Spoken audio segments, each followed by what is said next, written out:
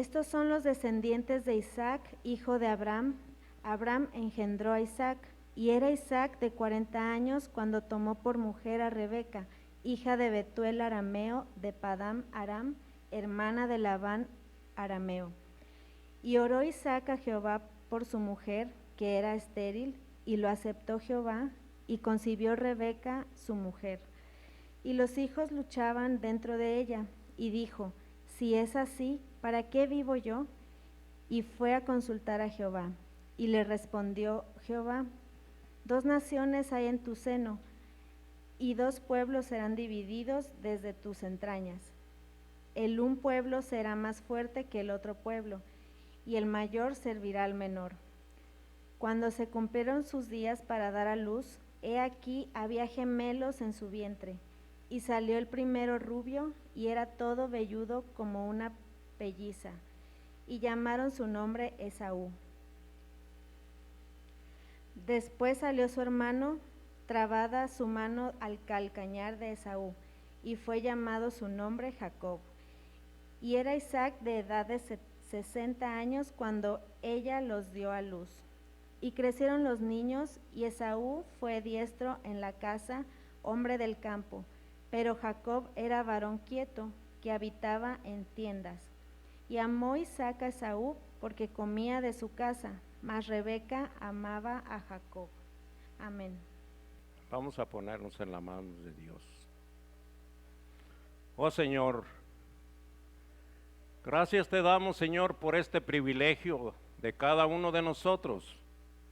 Como decía el canto, Padre, vale más 1 minuto en tu casa que 1000 fuera de ella.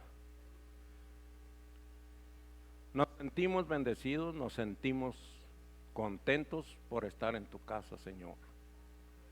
Por eso es que nos ponemos en tus manos, Señor. En estos momentos vamos a trazar tu palabra, que todo lo que se diga, que todo lo que entendamos, Señor, sea cual propósito tuyo, de bendición para cada uno de nosotros.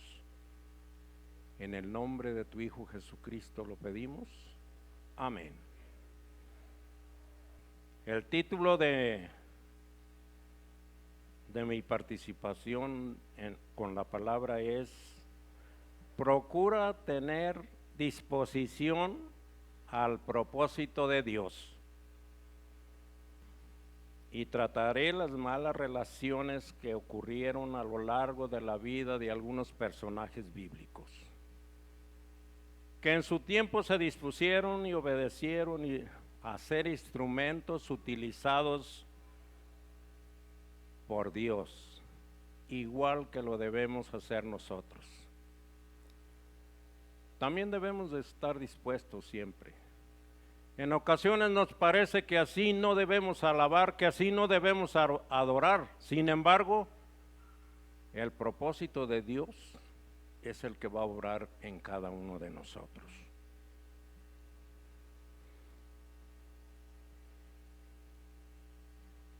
Y de igual manera, estos personajes de los cuales voy a hablar, en su tiempo, ellos creyeron que estaban dentro de ese propósito.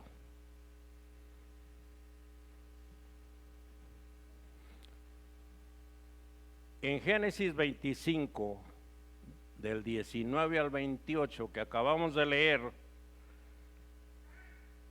nos narra la historia de la familia de Isaac y sus hijos. No parece ser una historia muy inspiradora.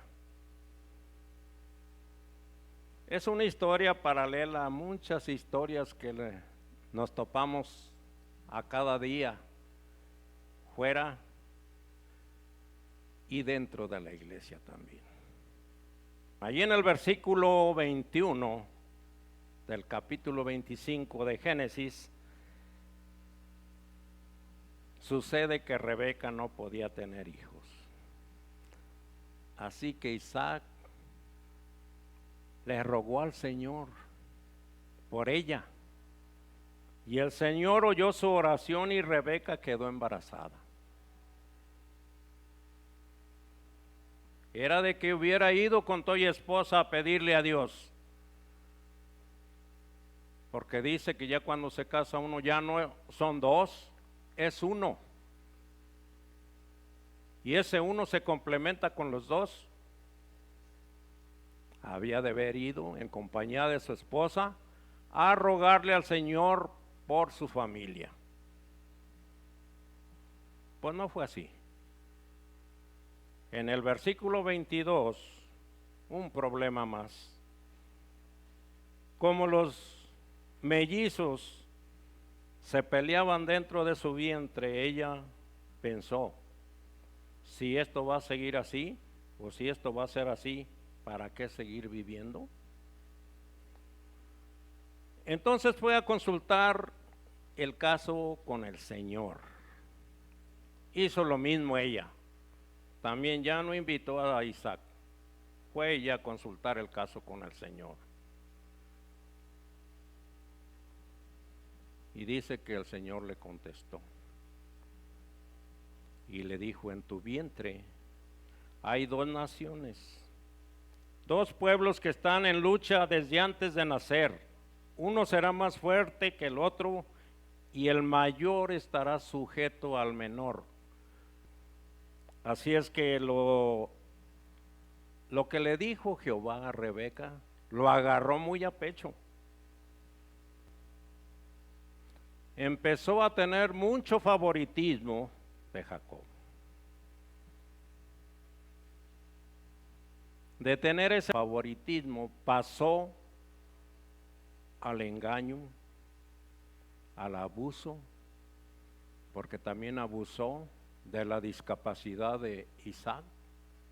Ustedes saben la historia, que cuando lo iba a bendecir, echó mano de todas las artimañas y trampas para que bendiciera a Jacob en lugar de Esaú. Isaac, el padre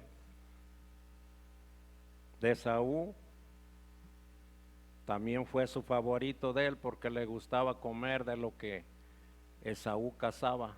Dice la lectura que era muy buen cazador, así que también él tenía motivos para preferir a Esaú.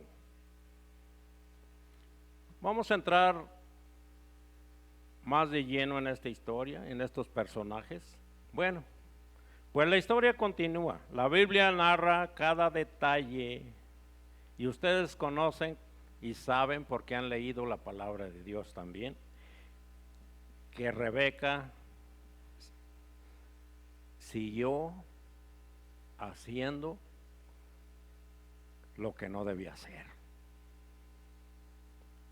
Siguió escuchando todo lo que pasaba allá atrás de la puerta.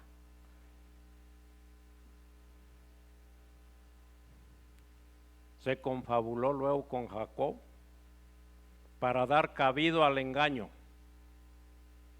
Abusó de esa discapacidad que le decía, de que Isaac no podía ver.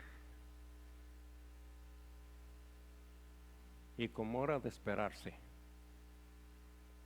de esto resultaría una enemistad entre hermanos. Todo esto nos resulta harto conocido en la sociedad. Por todas partes vemos disfuncionalidades semejantes. Y en la iglesia, como familia de Dios, tenemos que confesar que tales disfuncionalidades están presentes. Habemos líderes que caemos en el favoritismo también, prefiriendo y siendo atentos con cierto sector de la iglesia y con otros no. Surgen enemistades consideradas también de generación en generación. Esta historia que nos ocupa hoy no se limita a una generación, hay por lo menos tres. Por eso es que en nuestra vida familiar cargamos a veces, vivimos cargando costumbres muy arraigadas y costumbres que no traen nada bueno en nuestro seno familiar. Hermano, si seguimos leyendo unos capítulos más adelante del Génesis, nos daremos cuenta que la disfuncionalidad en la familia de Isaac, porque usted recuerda que también en la generación de Jacob también tenía un hijo favorito. ¿Usted se acuerda? Que había un hijo que se llamaba José. Por el motivo que haya sido, Jacob lo quería más que a ninguno. Bueno, pues vamos a seguir ahora con José.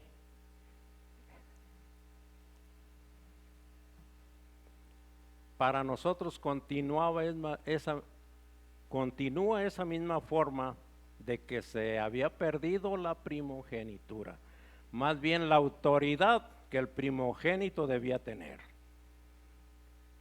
que todos sus hermanos le servirían a José. Soñó allá que todas las gavillas y hojas se inclinaban a donde él estaba. ¿Qué originó esto? Más enemistad entre los hermanos. ¿Cómo que todos le vamos a servir? Pues así es. ¿Sabe por qué?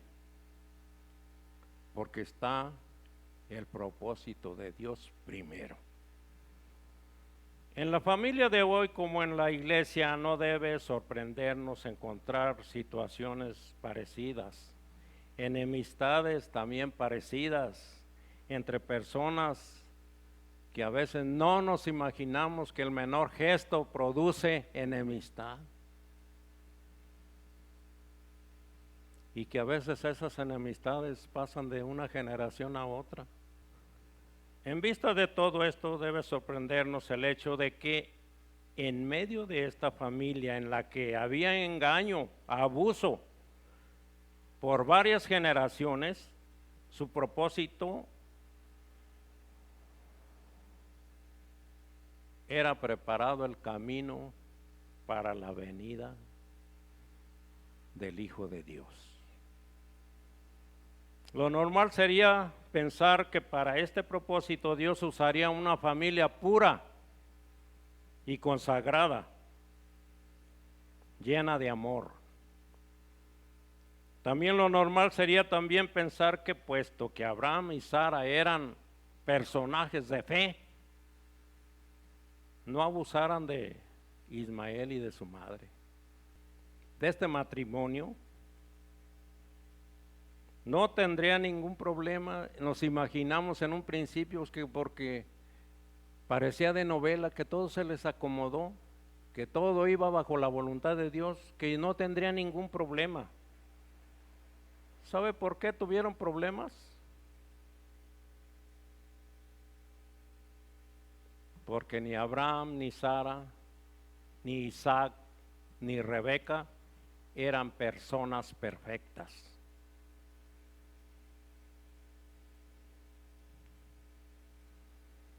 A simple vista, esto puede sorprendernos también. No se supone que todos los personajes bíblicos sean perfectos o al menos dignos de admiración o de imitación. Ciertamente Dios no quiere que nos engañemos unos a otros o que aprovechemos las debilidades de algunos para superar o para mejorar nosotros. Mira, hermano, la presencia de estos personajes en la Biblia no nos enseña que debemos ser como ellos, sino que de alguna manera ya somos como ellos. Y a pesar de eso, Dios sigue amándonos, sigue relacionándose con cada uno de nosotros para cumplir un propósito. Por eso le pedía en un principio que estuviéramos dispuestos a contestar al propósito de Dios, porque así como utilizó aquellas generaciones que no eran muy envidiables, así nos utiliza también nosotros, llenos de errores, llenos de muchas cosas que no le agradan a Dios. Sin embargo, Él sigue su propósito con cada uno de nosotros. Pero ciertamente en la vida de cada uno hay diversas clases de pecado. Hay pecado, hay infortunio, hay errores. ¿Usted se imagina si en la Biblia encontráramos solamente personas perfectas? No podrían ser para nosotros más que ideales inalcanzables, porque nosotros no somos perfectos. Lo que sucede es todo lo contrario. Al ver que Dios usa a estos personajes, sabemos que Él también nos puede usar a nosotros. Quien vive en medio de una familia disfuncional, quien se forma en medio de tal familia, todavía algunos llevamos las marcas de estas disfuncionalidades. Cometemos errores como líderes, como padres de familia, como hermanos. Y somos muy deficientes ante los ojos de nuestra familia o nuestra iglesia. Recuerde que a todos nos ama Dios igual. Él sí nos ama igual. A lo mejor nosotros buscamos el desamor también, pero Él sí nos ama igual. Él nos usa de diferentes maneras. Por eso debemos disponernos a su propósito. ¿Qué más podríamos hacer? Seguir esperando a ver si algún miembro de la familia viene a quitar esa disfuncionalidad familiar. Porque fue lo que pasó y puede pasar hoy en día también, si nosotros no tratamos de superar eso. Porque si seguimos leyendo en la siguiente generación de Jacob, hubo uno que se llamó José, que ya habíamos comentado, que estuvo dispuesto a terminar con esa disfuncionalidad. José estuvo dispuesto a perdonar todo lo que la familia había hecho con él. Lo vendieron, lo enterraron, lo metieron allí en un aljibe, lo sacaron y no hallaban ya ni qué hacer, lo que unos lo querían matar, otros no. Sus hermanos lo vendieron, pero cuando fueron a pedir comida a Egipto, a comprar comida, y José lo reconoció, dice la palabra de Dios,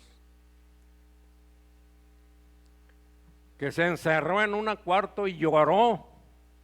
Puede pasar lo mismo aquí. Usted puede hacer esa reconciliación.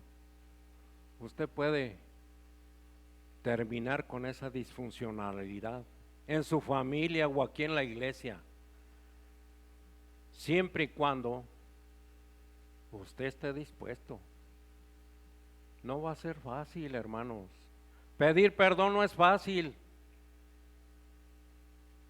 Por eso a veces creemos que no está fácil la vida cristiana, pero aquí lo primero que se nos dice en la palabra de Dios, que aprendamos a perdonarnos unos a otros. No es fácil.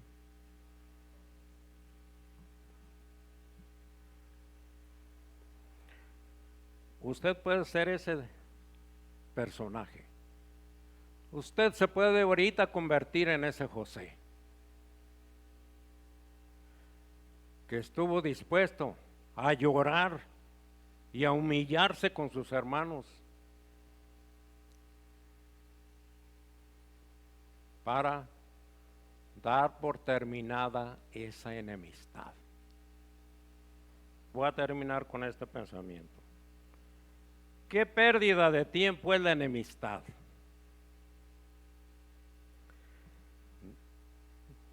De cuántas cosas bonitas nos perdemos. De qué momentos tan felices nos privamos.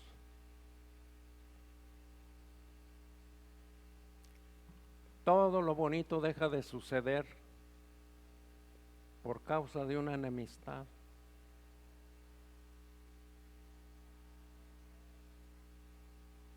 Piénselo. Pero aún más que a veces suceden dentro de la familia y de la familia de Dios.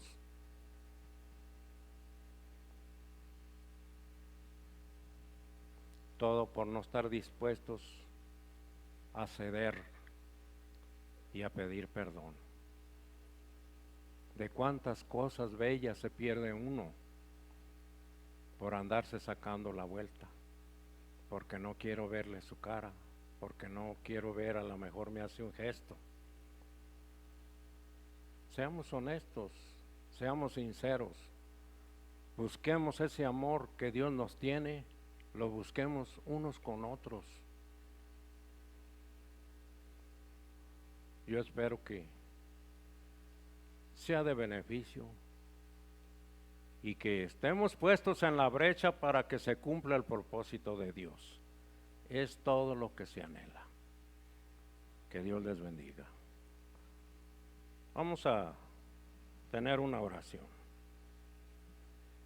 Gracias, Dios nuestro, por las familias que nos has dado. Gracias por tu iglesia y en la que somos todos familia tuya. Perdónanos nuestros favoritismos, nuestros agravios, nuestros resentimientos, Señor. Enséñanos a perdonar como tú nos has perdonado y amarnos como tú nos has amado. Si alguien entre nosotros, Señor, se resiste en mantener esos rencores, recuérdanos, Señor,